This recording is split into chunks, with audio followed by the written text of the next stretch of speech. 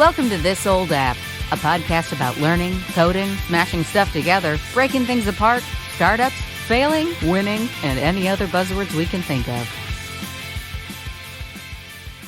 All right. Hey, Don, what's up? For the third time. The listener will not know this, but this is the third attempt at recording. We didn't go too far in it, but I've now been able to refine the concept I'm trying to talk about. So this I should be perfect on this.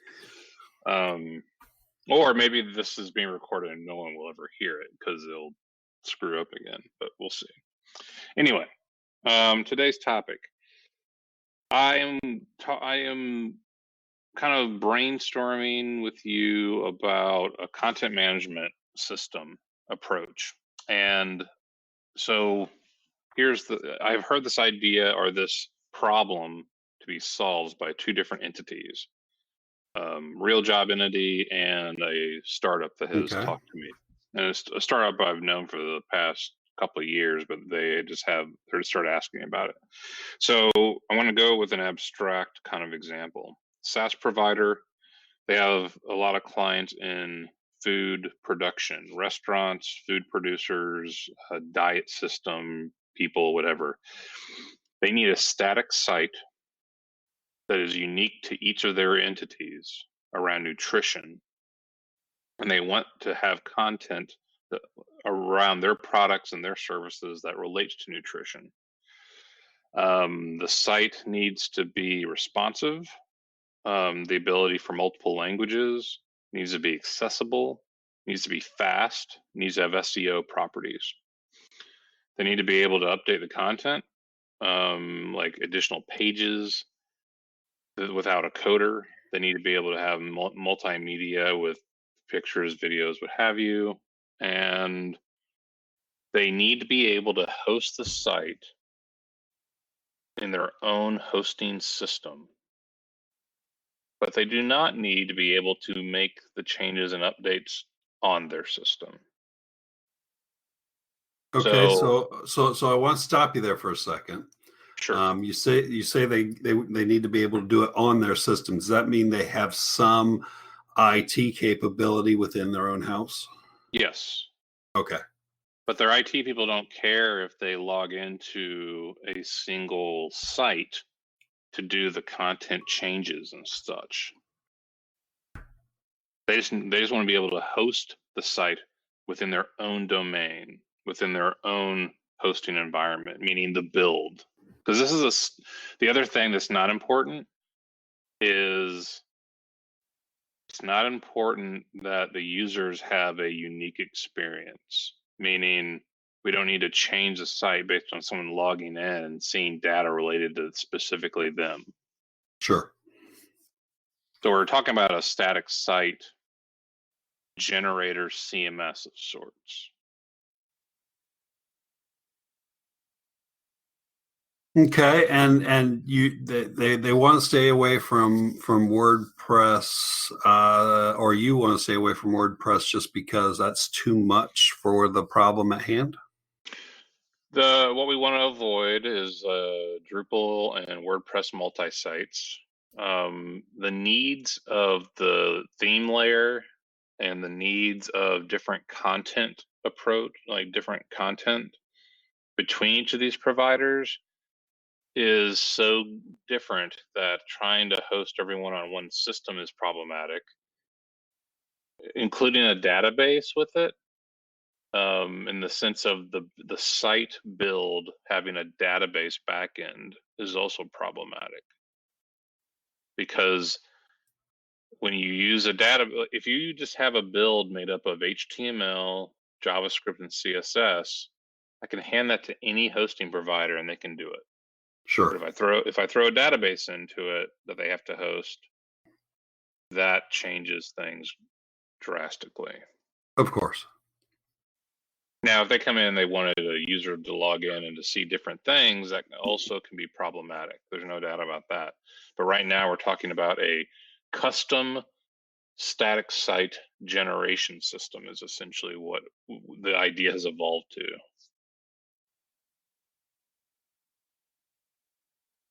And this is that new generation of CMSs that are coming out. Yeah. Yep.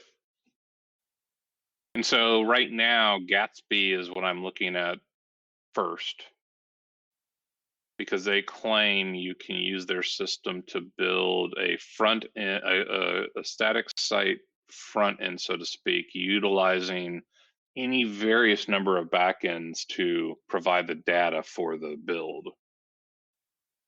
Like what I've just described to you, Gatsby's website advertises that they do.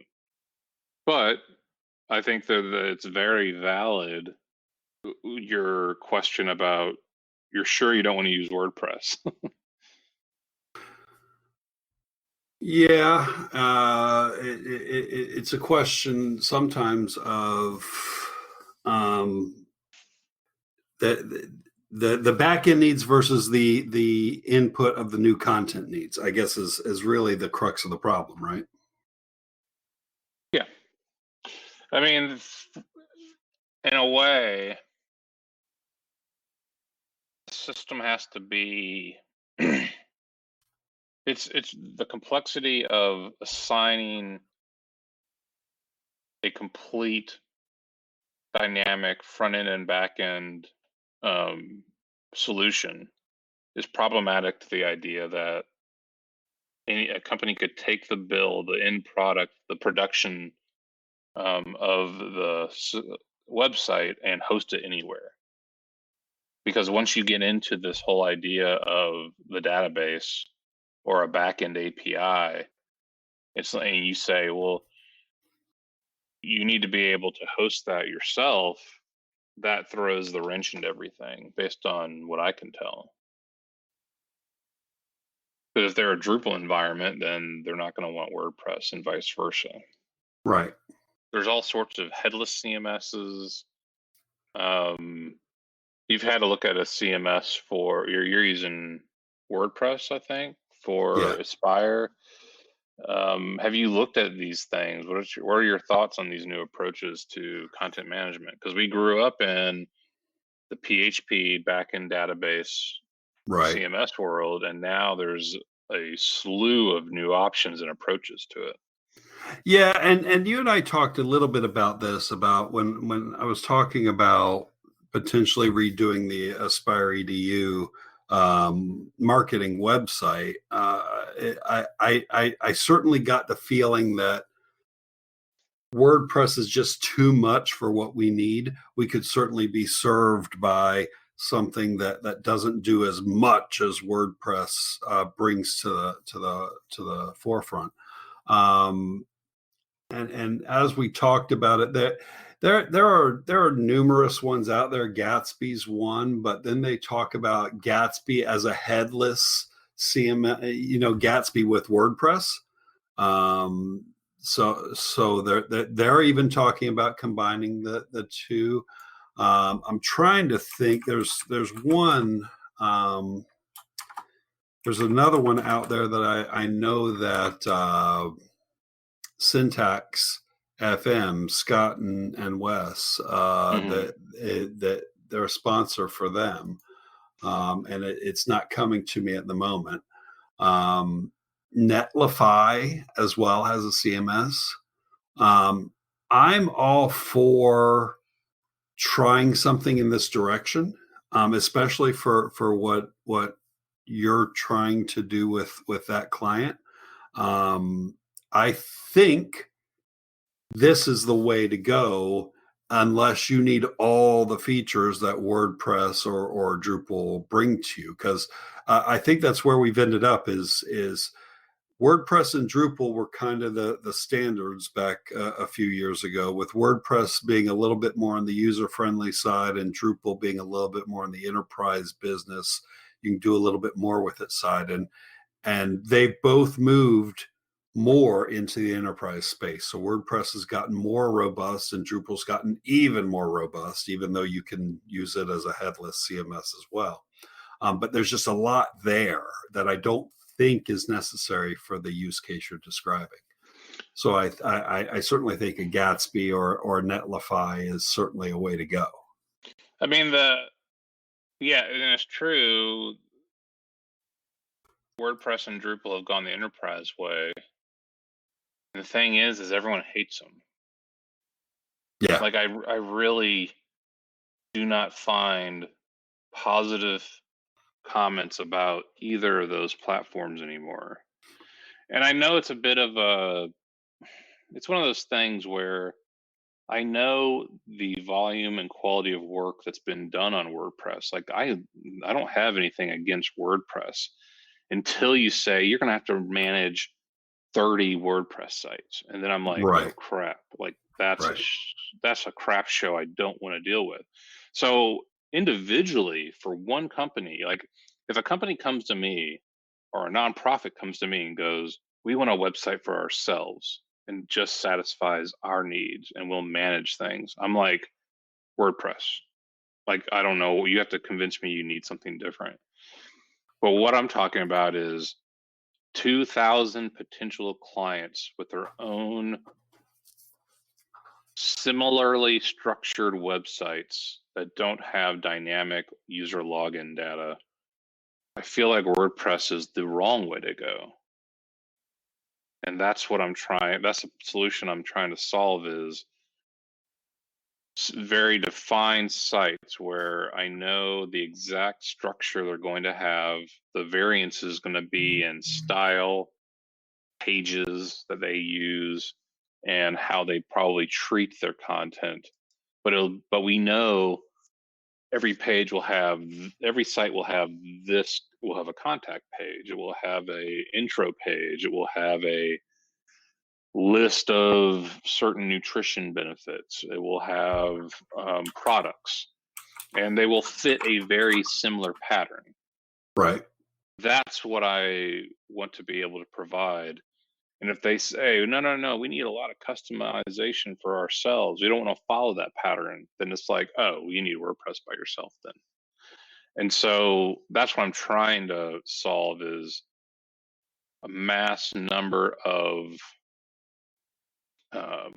websites that follow a similar pattern,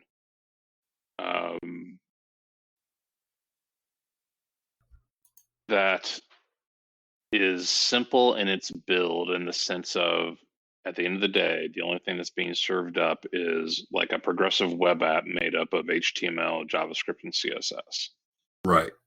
Right. And it's funny. It's that this whole scenario is kind of funny, because I know when I was doing project management for a Drupal consulting company, we had a company come to us with a similar type problem where they needed, different of their brands, but they were all similar-ish, and we proposed a Drupal solution for it. But that was more than 5 years ago, probably going closer to 10.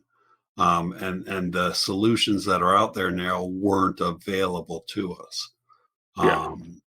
So I certainly think that going the way of these static site generators with headless CMSs, things like that, it's got to be easier to maintain than what we were dealing with in the past. And so then and that's what Gatsby says it can do. It says it's gonna be, you're able to deploy to multiple places, which makes sense if the build is only anything that's made up of HTML, JavaScript, and CSS can really be deployed to almost any dang web server you need, because it's really about can the browser handle the JavaScript and maybe the CSS. And as long as we're not, now IE would be probably the problem area, but it's really based on how the Webpack or parse bundling thing handles the fill-ins, the what do you call those, polyfills for the old browsers. It has nothing to do with the CMS in that case. So I think data storage is tricky, because as people evolve their sites, they want to add stuff.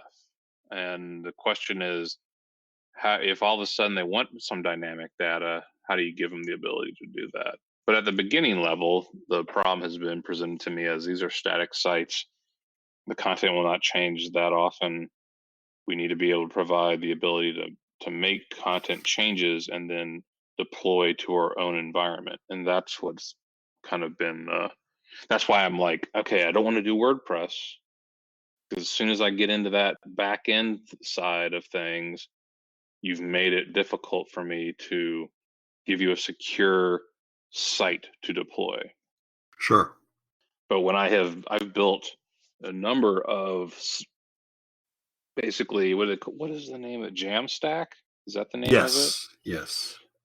I've built enough Jamstack stuff. And I'm like, man, I could host this anywhere. And it really feels that way.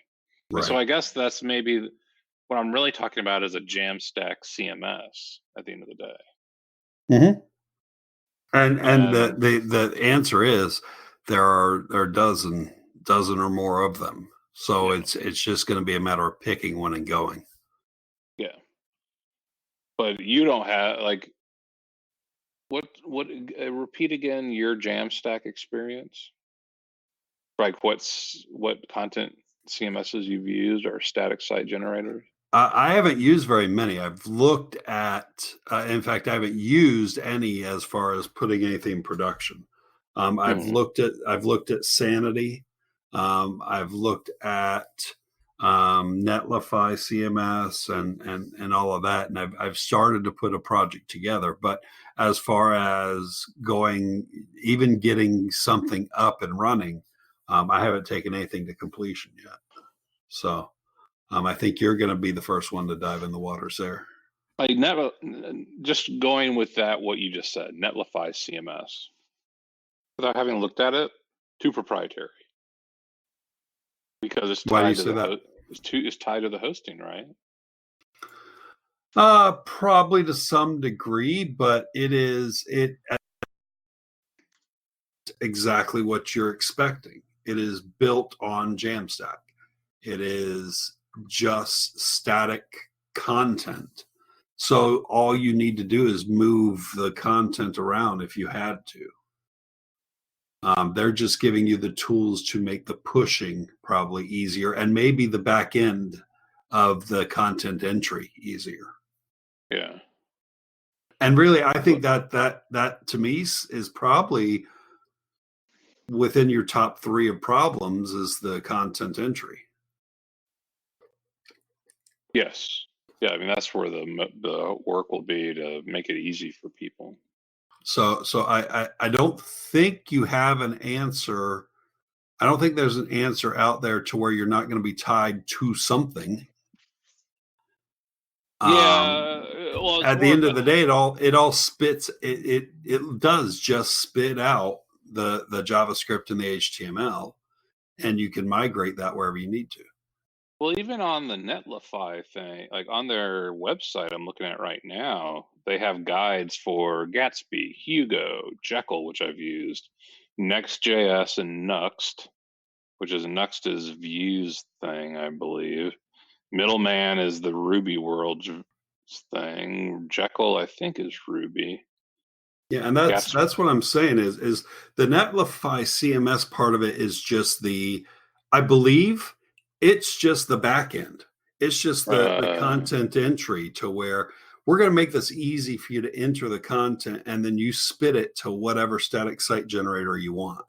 Mm-hmm. So I don't think you're tied to it all that much because it's just producing JavaScript and HTML. Yeah. It's interesting though, because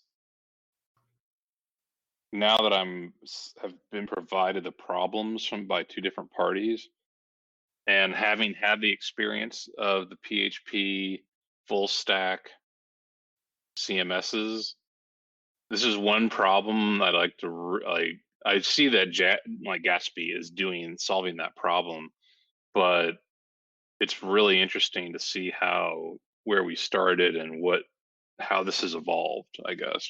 Oh yeah. And it's I guess the role that I would have in this is, okay, how do I make the Gatsby Jamstack solution for content management systems work for these specific clients? so that they only know one thing. How do I create a page? How do I add the content? How do I edit it? Right. How do I publish it? Kind of thing. You're not, and I can almost guarantee you're not the first one to solve this problem. So there's probably guides out there on how to do exactly that. Yeah, and I don't think I'm like breaking new ground in that aspect. Yeah. Because I when I looked at the Gatsby front page, I was like, okay, you all just took what I was beginning at the start of. How do I do this? And now I just need to find out how you do it, not is this possible? So it's just a matter of. So then the next question is, where do you store the back-end data? Like, where do you store that content? Right, and I thought the idea behind all these static site generators was that you pretty much store them on like GitHub, but all these tools provide you with a better interface than just the GitHub interface. Yeah. I mean, the idea, for like Jekyll, I think you could just use Markdown for a page. Yeah. I think that modern day clients need more than Markdown because that's just too basic. But for the most part, you can provide an interface that lets the user create an HTML rendered page without knowing HTML, CSS, what have you. Right. Styling will be what's the most complex, like the theming layer, but still, it's not like it hasn't been done before. Well, you want to get away. You don't want to reinvent. Was it Dreamweaver or Front Page? Front Page. Yeah. We've gone from Front Page 2000 whatever sucked, and we've just gone full circle with JavaScript to make Front Page 2020 the new thing. Like that's what we want to avoid. But it's like it is a vicious cycle. I mean, people come to me with these problems, and I'm like, "Oh yeah, we solved that years ago, but we hated it over time." And that's what you want to avoid. But anyway. I do think this is just a matter of putting the tools together because I think it's pick your headless CMS, whether it's Netlify or whatever. And this is where Drupal went as well. Drupal started to go in this direction. We can be headless too. So they saw it coming, but again, they're going to be hosted in a database. But it's a matter of pick the back end, the CMS part of it. So Netlify or Sanity or whatever. Pick the static site generator, whether it's Gatsby, Jekyll, or Nuxt or whatever, and then potentially pick even your CSS quote framework like a Tailwind or something like that, and throw them all together and see what you get. Yeah. I guess there's actually a third client that asked me about Jamstack too. They were on Drupal 7.